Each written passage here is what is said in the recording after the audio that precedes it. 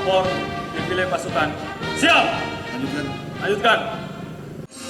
Berikut akan kita saksikan defile pasukan personil Polres Aceh Timur yang terdiri dari Peleton Perwira dipimpin oleh AKP Rudi Kristanto, jabatan Kapolsek Julu. Pasukan terdiri dari perwira staf dan Kapolsek jajaran Polres Aceh Timur.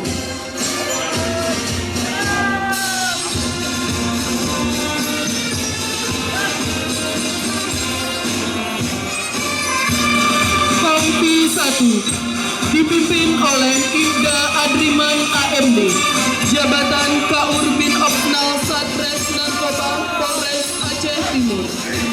Pasukan terdiri dari Peleton Brimob Kompi 2 Batalion B Pelopor dan Peleton Sat Samapta Polres Aceh Timur.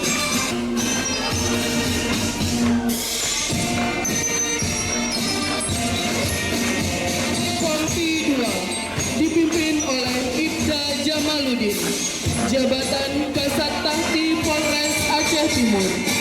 Pasukan terdiri dari Peleton Satuan Lalu Lintas Polres Aceh Timur, Peleton Babin Kamtipmas Polres Aceh Timur, dan Peleton Staf Polres Aceh Timur.